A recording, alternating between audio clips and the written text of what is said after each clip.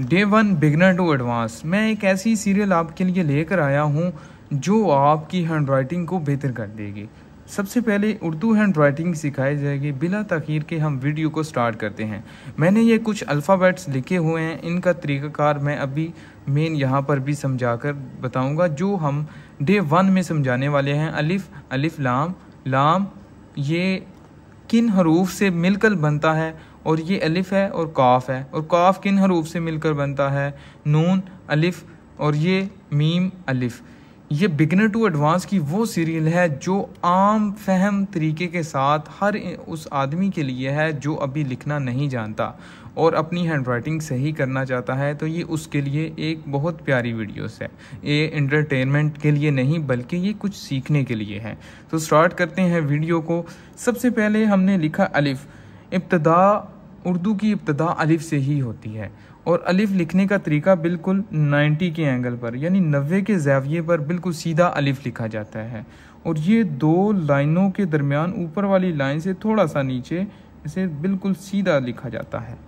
और ये अगर पेंसिल के साथ लिखा जाए तो ये भी बिल्कुल सीधा 90 के एंगल पर होता है यानी 90 के ज़ाविये पर बिल्कुल सीधा होता है। इस पर मुश्तमिल बहुत से हरूफ होते हैं। अब मैं पेंसिल के साथ लिखना सिखाऊंगा। ये मार्कर के साथ है, ये बोर्ड मार्कर के साथ। ये अलिफ बिल्कुल ऐसे सीधा लिखा जाता है बिल्कुल 90 के ज़ाविये पर। अब इसी तरह ये अलिफ अगर लिखना आ जाए तो इसके साथ बहुत सारे हरूफ जो हैं वो आ जाते हैं। ये मजमुआ होता है बहुत सारे हरूफों का।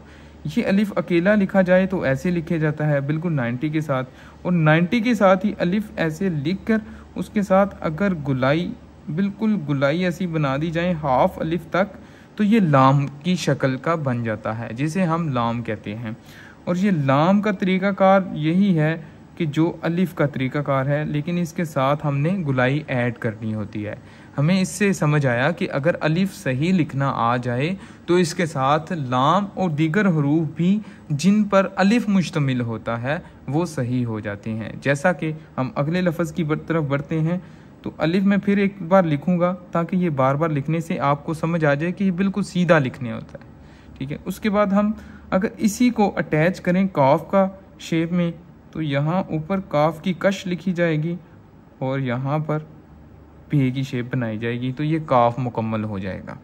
और अगर अलिफ में हाफ अलिफ लिखूँ, छोटा सा अलिफ लिखूँ हाफ अलिफ, और इसके आगे जैसे लाम के साथ गुलाई बनाई थी तो इसके साथ भी गुलाई बना दूं तो ये हो जाता है नून।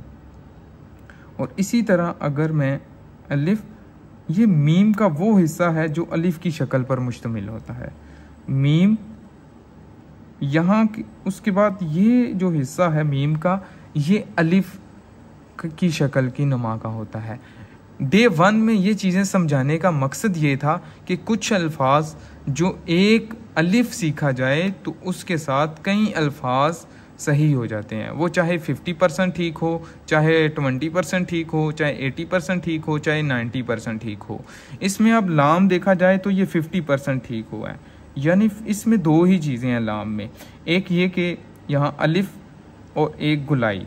और इसके बाद अगर काफ देखा जाए तो इसमें दो चीज़ें, इसमें 30% है। 30% ये कि 3 हिस्से इसके करें, एक हिस्सा, दूसरा हिस्सा और तीसरा हिस्सा। नेक्स्ट लेसन में मैं हरूफ तहज्जी को भी लिखना सिखाऊंगा, वो मार्कर से भी, बोर्ड मार्कर से भी और कच्ची पेंसिल से भी। बिगनर टू एडवांस सीरियल का मकसद ये है कि चाहे कोई भी टीचर है, स्टूडेंट है या आम इंसान है, वो अपनी हैंडराइटिंग को खूबसूरत कर सके। और ये मैं फिर दोबारा बात बताता चलूँ कि ये वीडियोस उनके लिए हैं जो अभी बिल्कुल लिखना नहीं जानते। ये उनके लिए बहुत फ़ायदेमंद होने वाली हैं। तो नेक्स्ट इंशाल्लाह वीडियो के साथ मैं जल्दी हाज़िर होऊंगा जिसमें हम हरूफ तहज्जी लिखना सीखेंगे। अस्सलाम वालेकुम वरहमतुल्लाह।